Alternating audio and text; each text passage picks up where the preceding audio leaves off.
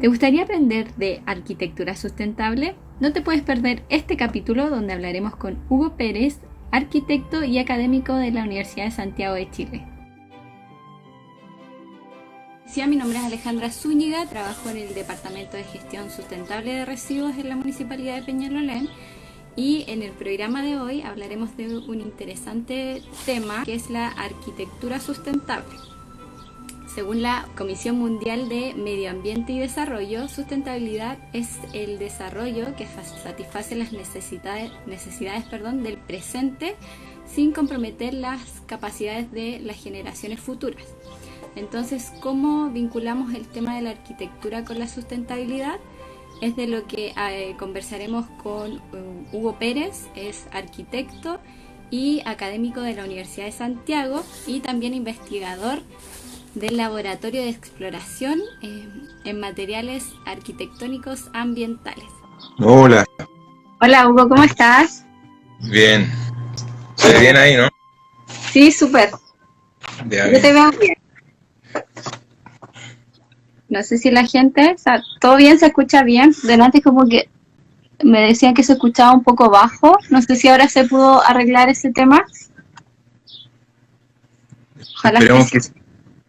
Ya, tú me escuchas bien por lo menos. Sí, yo te escucho bien. Perfecto. Oye, Hugo estaba comentando acá que de profesión tú eres arquitecto y además académico en la Universidad de Santiago, pero adicional a eso eres investigador en el Laboratorio de Exploraciones en Materiales Arquitectónicos Ambientales. Para empezar con la entrevista, me gustaría un poco que partiéramos de la problemática del plástico, que está vinculado un poco con el proyecto que ustedes están desarrollando. Que nos comentaras un poco cómo ves tú el tema del plástico hoy en día, como la problemática en realidad del plástico. Sí, bueno, a propósito de la investigación que estamos desarrollando, se nos ha presentado el problema del plástico desde dos dimensiones. Por un lado, el plástico como material en sí, que tal como lo conocemos ahora, está bastante como obsoleto, digamos, ¿no? Como diseño del plástico, con todas las categorías que conocemos, como el PET o el polietileno de alta o baja densidad.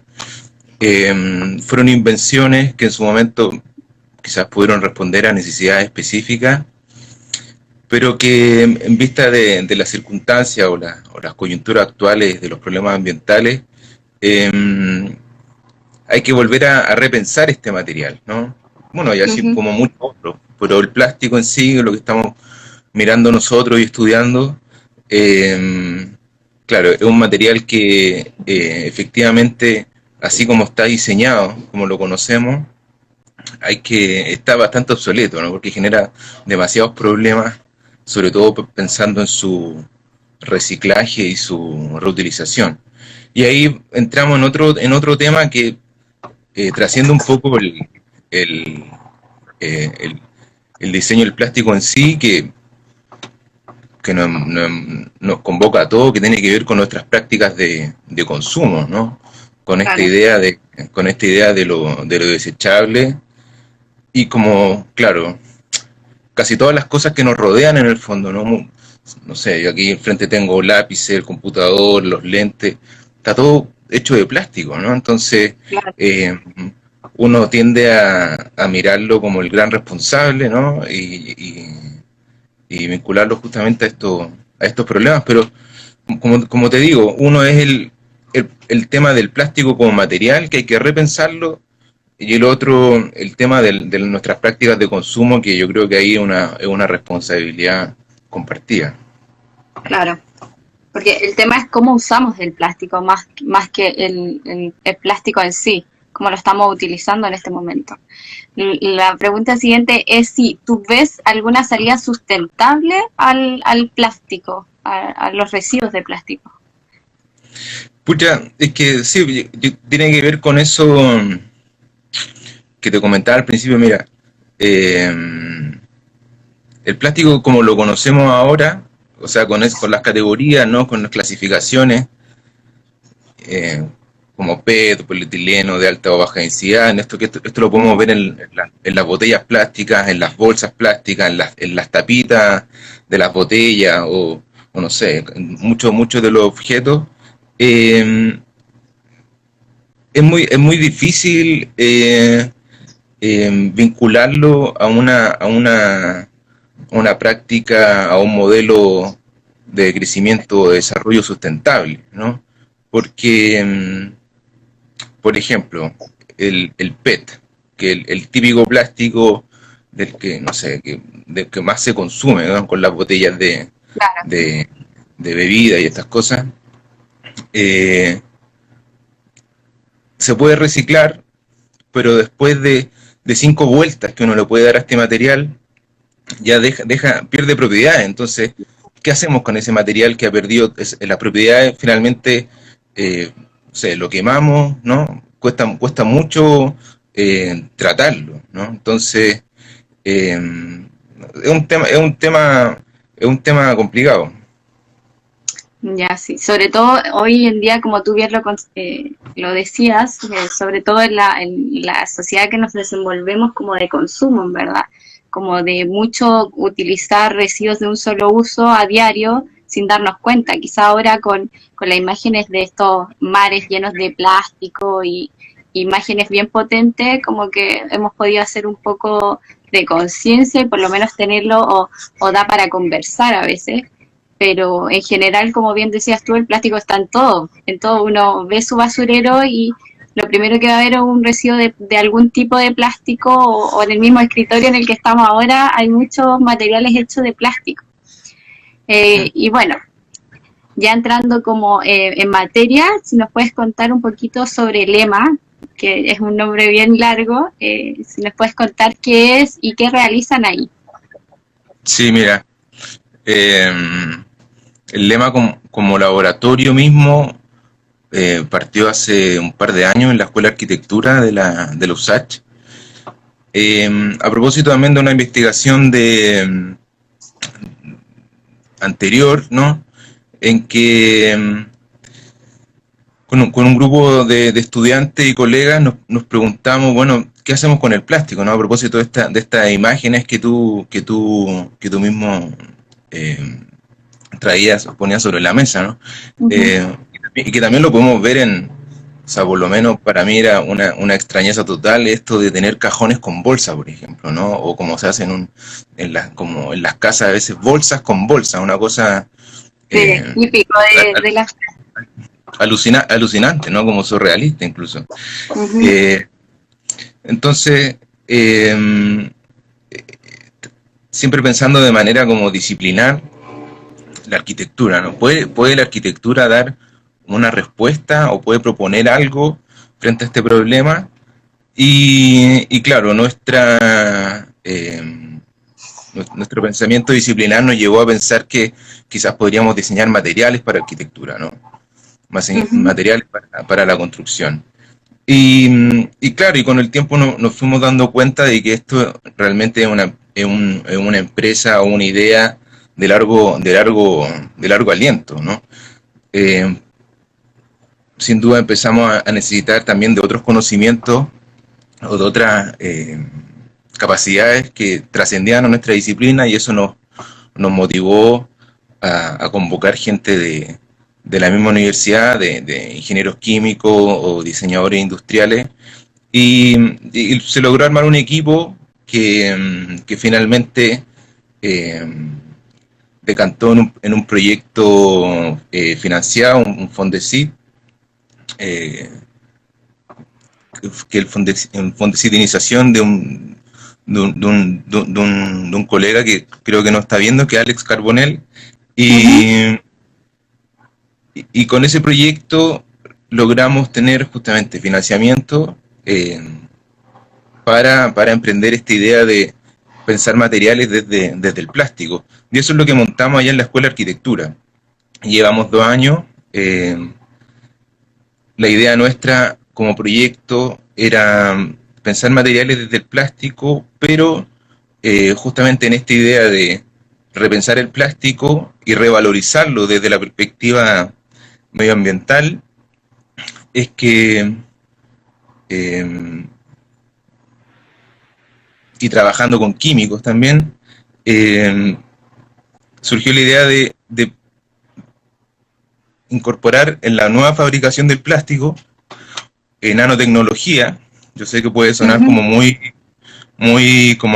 críptico, pero nanotecnología que frente que mezclado con el plástico en el fondo, y pensando en la perspectiva de los materiales, pudiéramos diseñar, por ejemplo, materiales de recubrimiento que degradaran contaminación, ¿no? A partir de Oh, qué procesos interesante. de fotocatálisis, cosas muy que hemos aprendido nosotros también. Ujú. Y nada, en eso estamos. Tenemos ese proyecto sobre la mesa. Y a propósito de otra investigación que se nos sumó ahí un tesista que ahora es investigador del laboratorio, estamos pensando también en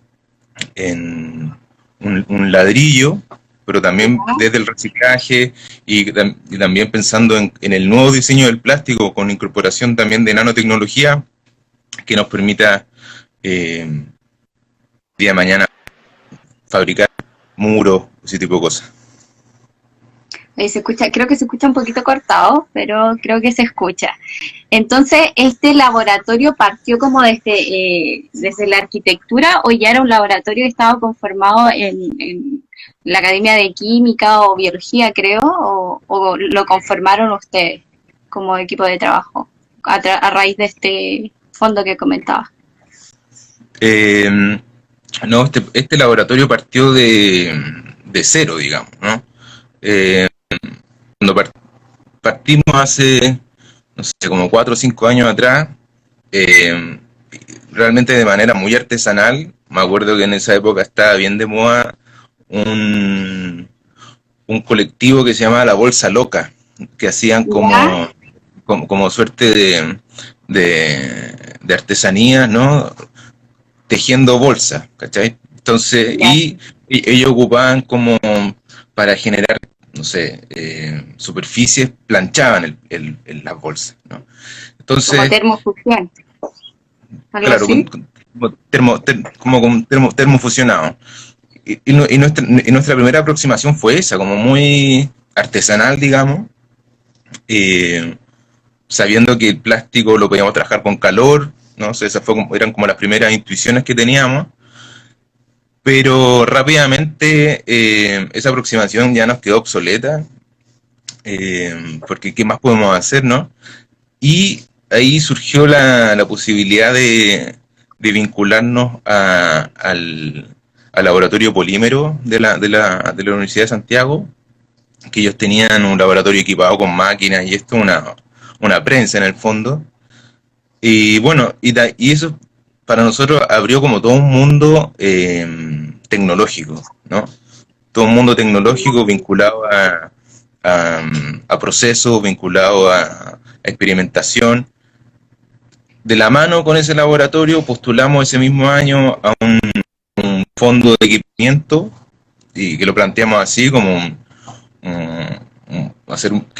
planteamos hacer un laboratorio de reciclaje y reutilización, nos ganamos ese fondo y eso nos permitió comprar nuestras primeras máquinas eh, de prensado y termoconformado. Nada, y el proyecto como que gustó harto, nos apoyaron después con una trituradora, que es una tremenda máquina que nos sirve para reducir el material y poder trabajarlo de manera mucho más amable en el fondo y no tener que estar cortando con tijeras, por ejemplo.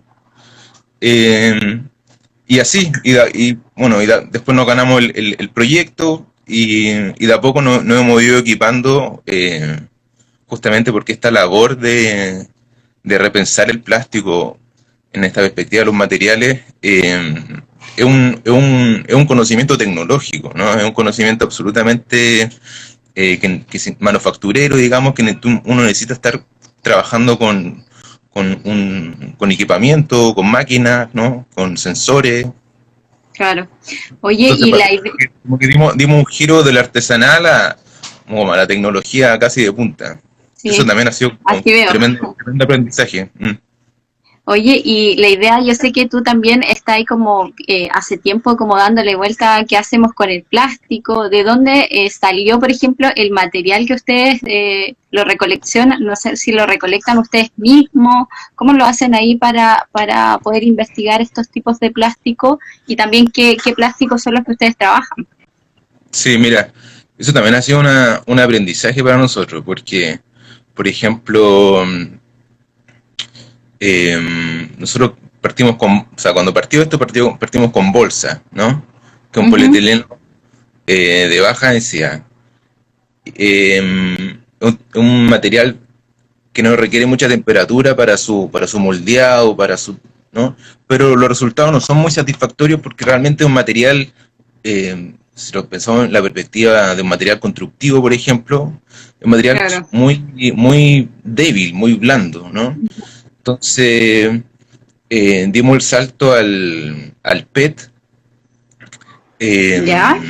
el de las botellas, que efectivamente tiene unas propiedades mucho más rígidas, digamos, como material, pero en su operación o en su transformación requiere mucha temperatura, por ejemplo, ¿no? Y eso es un tremendo problema porque requiere más energía, ¿no? Y no todas las máquinas están capacitadas con esa energía. Entonces, Claro. ahora, por ejemplo, el ladrillo que estamos trabajando allí, que lo está trabajando Daniel Escobar, eh, encontró, por ejemplo, que en el polietileno de alta densidad, este plástico que encontramos como en los bidones, ¿no? Ujú, O más grueso. o en algunos envases de champú, claro, tenía propiedades como mecánicas en el fondo que servían mucho mejor para pensar los materiales. Oye, y si nos puedes explicar un poco a la gente que nos está viendo como el proceso, porque es un proceso de reciclaje mecánico el que ustedes hacen, si nos puedes Claro. explicar cómo, cuál es el proceso. Yo sé que ahí tienen unas imágenes en su Instagram, pero sería bueno ahí que lo pudieras explicar para que todos pudieran entender el proceso Sí, del sí, mira, plástico. mira, como es un laboratorio y no es respondiendo un poco a la pregunta anterior, como es un laboratorio y no es una fábrica de producción en serie, Ujú. no necesitamos grandes cantidades de Ya, plástico, digamos, ¿no? O sea, tenemos nuestros contenedores ahí eh, como súper como que nos ayudan a clasificar, ¿no? Los residuos. No necesitamos grandes cantidades de material, entonces con nuestro propio consumo de plástico o el que podemos encontrar en nuestra propia casa, nos basta y sobra incluso, ¿no? Como para ya, explorar, para trabajar. El proceso es bien interesante y también ha significado todo un aprendizaje, porque cada proceso también aloja preguntas, por ejemplo. O sea, lo primero es recopilar el plástico, clasificarlo. Luego lo lavamos, ¿no? Hay que lavarlo para sacarle el pegamento, los restos de azúcar que pueda tener, por ejemplo, si estamos trabajando en PET, lavarlo.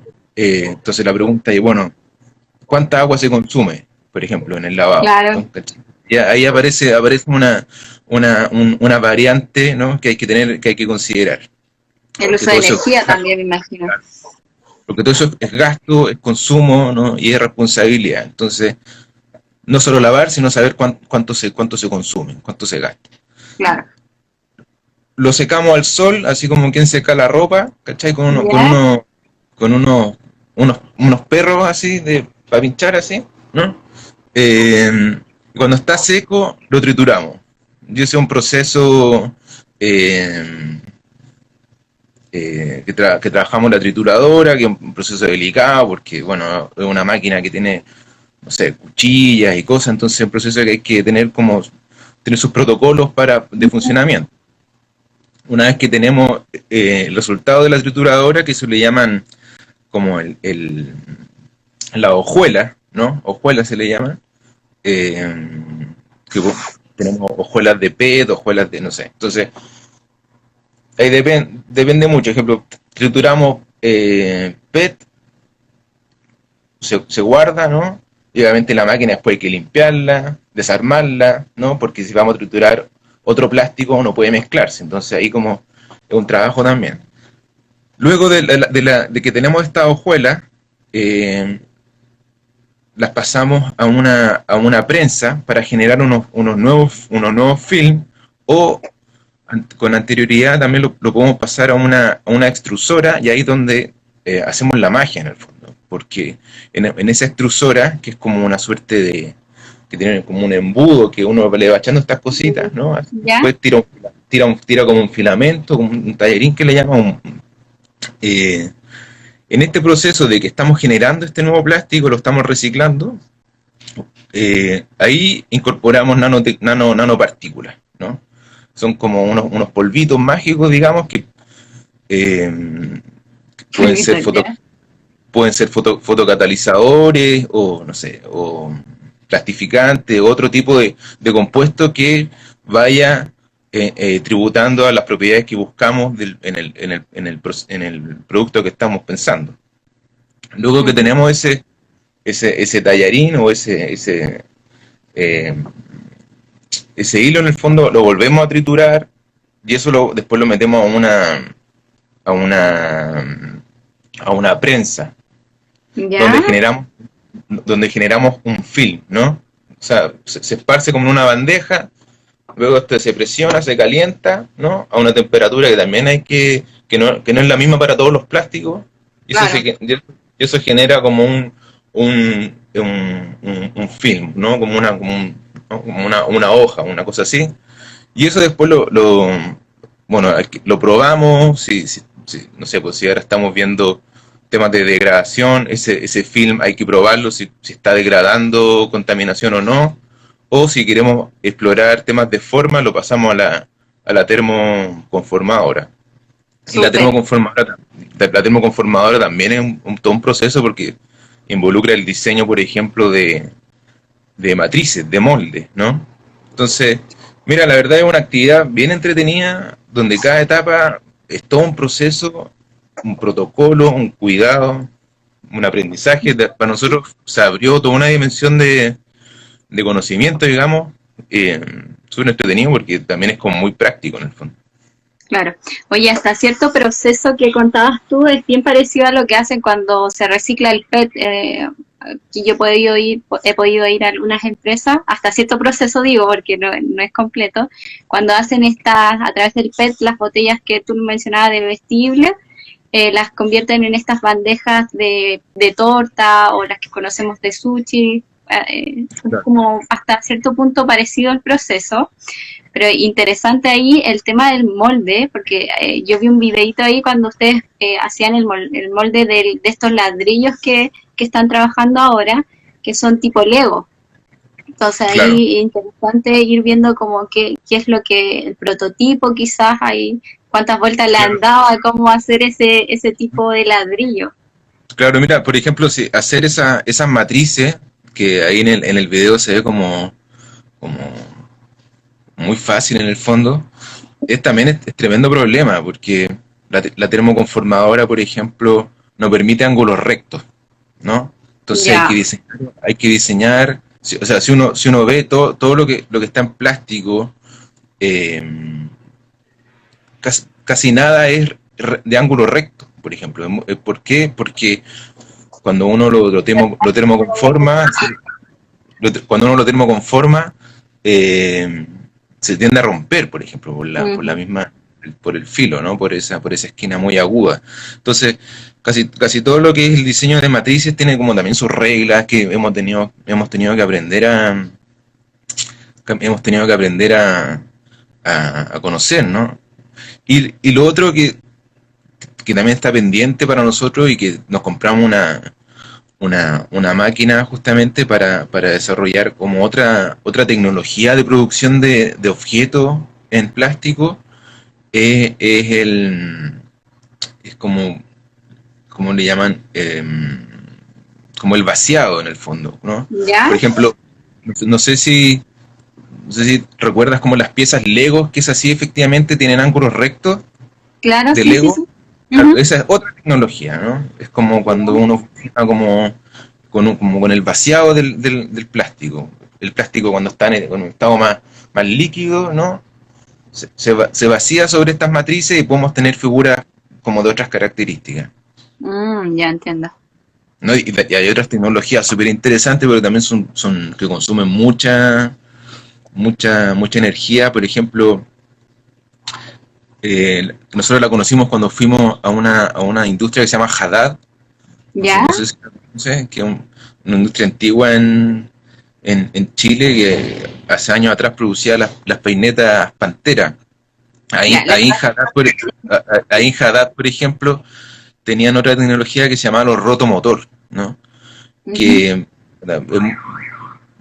es más complejo de explicar, pero es con la que hacen, por ejemplo, los baldes.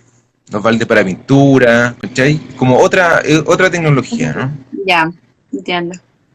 Oye, acá nos dejaron una pregunta, si han realizado pruebas sobre en qué superficies o tipos de construcción puede ser usado este tipo de ladrillo, de plástico.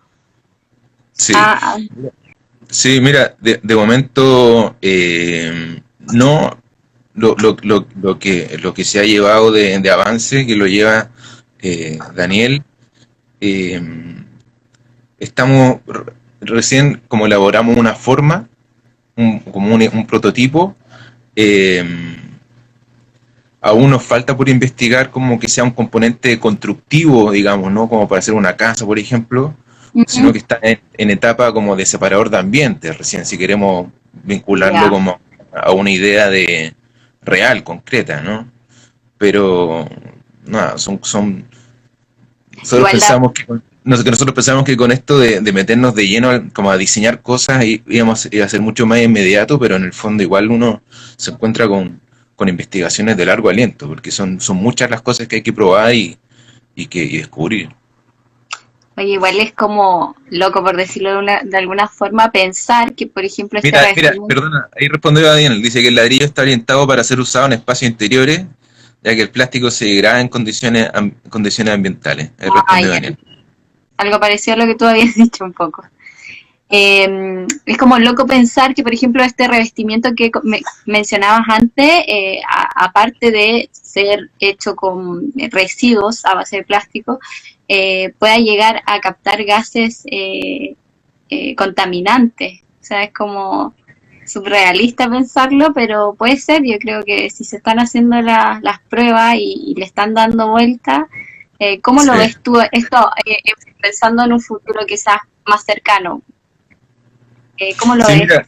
mira que esto ya existe, como la idea de fotocatálisis también lleva muchos años en esto, pero vinculado a arquitectura, no sé, por lo menos unos 10 o 15, pero se ha trabajado específicamente en cerámicos, por ejemplo, ¿no? Ya. En otro tipo de material de recubrimiento. Entonces, eh, la idea nuestra es, así como muy optimista, quizás matar dos pájaros de un tiro, ¿no? Como abordar el Súper. tema de el tema de la contaminación en la ciudad y el tema o sea, el tema de la contaminación atmosférica y el tema de los desechos y los residuos plásticos.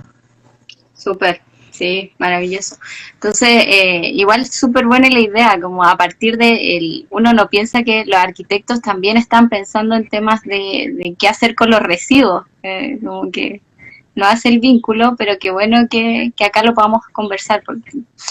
Oye, lo último que te quería consultar es, eso es como aparte, sé que no tiene relación con lo que ustedes hacen, pero me gustaría saber cuál es tu opinión respecto a los ecoladrillos, que Mm, mm. que algo sí, o sea, podríamos decir que se hacen para la construcción muchas veces, pero ¿qué opinión tienes tú respecto a esto?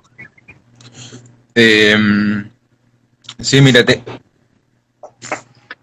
tengo dos opiniones, pero que puede que no sean como muy complementarias en el fondo. Por un Uh -huh. lado, el ecoladrillo como iniciativa, digamos, popular, me parece tremendamente alucinante, en el sentido de que realmente haya una preocupación, por decirlo así, como dicen los historiadores, desde abajo en el fondo, por el tema de los problemas ambientales, ¿no? Eh, pero sin embargo es una alternativa que en estricto rigor no es buena, ¿cachai? Porque finalmente a ese objeto de plástico lo estáis, eh, no lo estás volviendo al ciclo, ¿no? Lo estás Claro, dejando ahí, que se vaya degradando. Sabemos el tremendo problema que hay con el microplástico, ¿no? Como que nosotros podemos ver cómo el plástico se va deteriorando, destiñendo, y esas partículas para dónde van en el fondo, ¿no? Entonces, claro, es interesante como iniciativa, y eso de alguna manera yo creo que hay que distinguirlo en el fondo y tratar de encontrar toda esta idea o estos emprendimientos locales o populares, si se quiere, porque hay iniciativa ahí y hay motor de cambio, ¿no? Pero claro. sin embargo, tenemos mucho que aprender sobre el plástico, sobre todo entender que el plástico como lo conocemos es un material que hay que repensarlo, ¿no? Hay que repensarlo, y ese repensarlo va a ir de la mano con nuestras propias prácticas de consumo. Es como la idea. Claro, y lo que ustedes utilizan también es la revalorización del plástico, que es como el trabajo que ustedes desarrollan. Sí, sí, mira, esos son como eslogan, ¿no? Que Ujú. sirven como para movilizarnos en el fondo, pero es justamente porque en esta época producto también de estas imágenes que ponías sobre la mesa tú del plástico en el mar, uno tiende como a demonizar mucho, muy rápidamente Claro, las cosas, ¿no? Eh, no sé, pues también pasa con el hormigón, no sé, también pasa con muchos materiales que tal como lo conocemos están obsoletos, ¿no? En el sentido de que generan muchos problemas, la producción, la ejecución, y finalmente lo que pasa con ellos en el tiempo. Pero por eso hay que pensarlo, ¿no? Hay que repensarlo desde la base, ¿no? Desde cómo están compuestos. claro. Ya, lo último, Hugo, porque ya estamos como terminando, a ver si tienes algún consejo que nos puedas dejar, algo que nos quieras contar, algo que nos quieras dejar. Sí, mira, Yo sé que usted...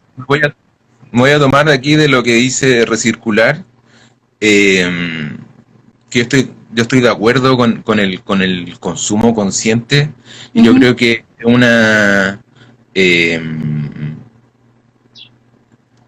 es una tremenda como llamado, ¿no? Como de pensar nuestras prácticas de consumo, que, que también no es un tema fácil, ¿no? Porque ¿cómo sabemos qué producto es mejor que otro, por ejemplo, ¿no? O qué producto se puede reciclar?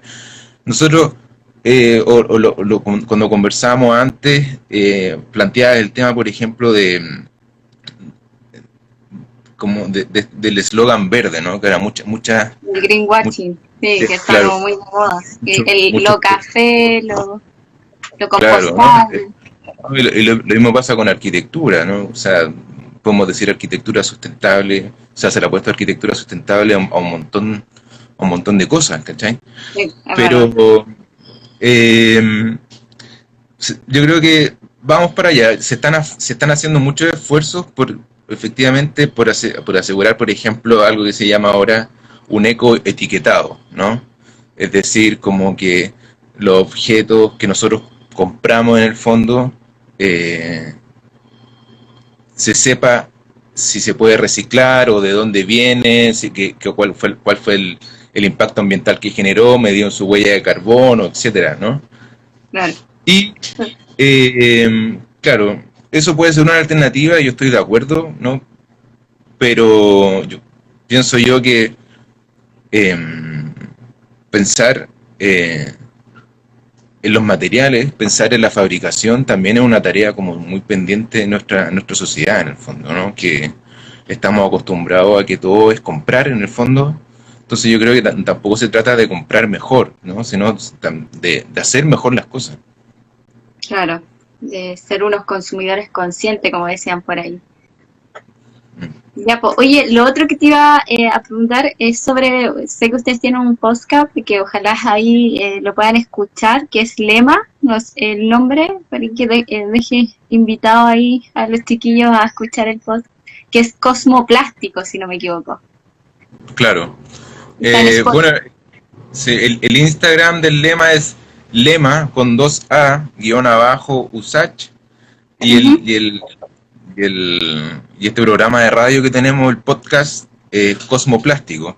Sí, el capítulo que viene ahora, estuvimos conversando con Alejandro Chacón, que es un pionero del ecodiseño en Chile. Él es ingeniero que trabaja en la Escuela de Diseño de la Universidad de Chile.